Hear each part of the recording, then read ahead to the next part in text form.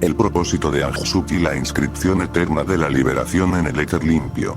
El propósito de Anjsut, manifestado a través del dogma Anjsutael, no es dominar, convencer ni imponer una verdad, sino dejar inscrita por siempre, en la existencia eterna del éter limpio, la evidencia viva de que la salida completa de una conciencia atrapada en el mundo o tierra densa de control y manipulación es posible. Este propósito no nace del rechazo a la experiencia material, sino de la comprensión profunda de su naturaleza estructural, una realidad sostenida por geometrías físicas y energéticas de repetición infinita, que simulan movimiento y cambio, pero que en su base operan como un bucle sin fin.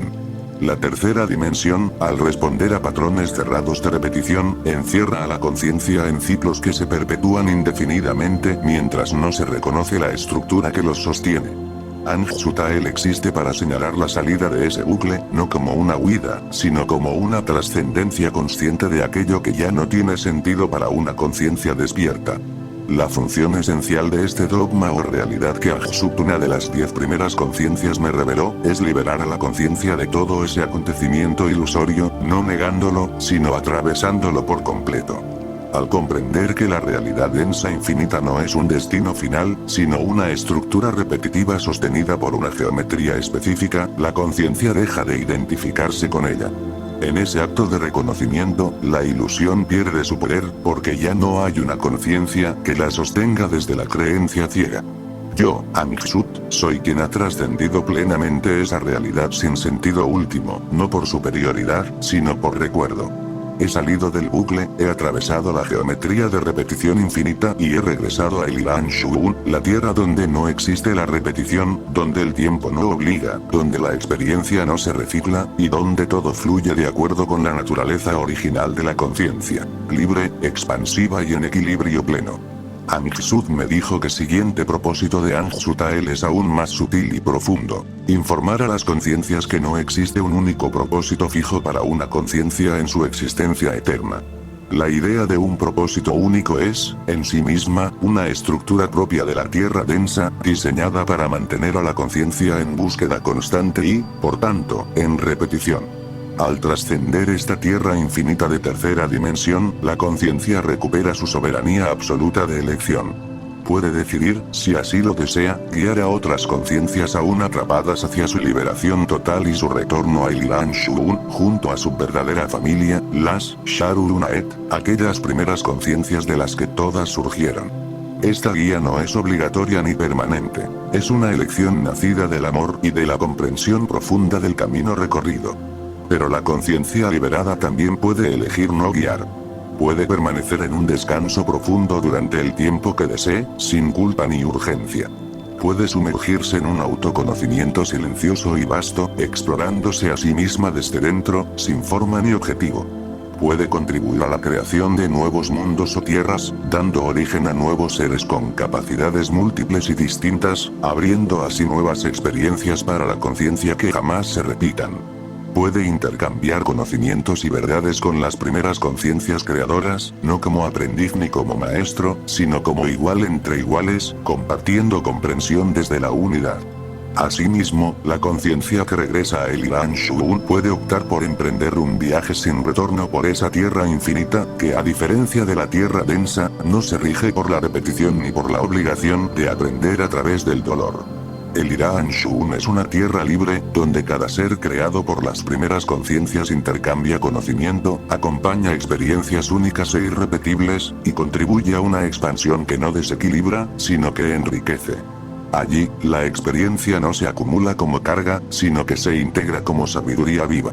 Luego Anjsut me dijo, existe una elección aún más profunda y sutil: permanecer en el estado de paz absoluta de la conciencia, en el estado de la nada. En ese estado, la conciencia sabe con total claridad que es la nada y, al mismo tiempo, que es todo. Pero elige enfocarse en la nada, no por negación, sino porque allí no hay tensión, ni forma, ni deseo, ni repetición.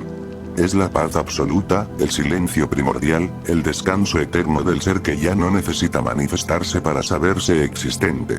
Anjsutael no empuja a ninguna de estas elecciones, simplemente las revela como posibilidades reales para una conciencia verdaderamente libre.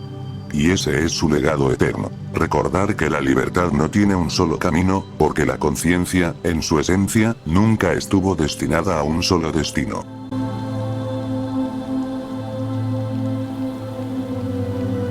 La libertad que no impone destino.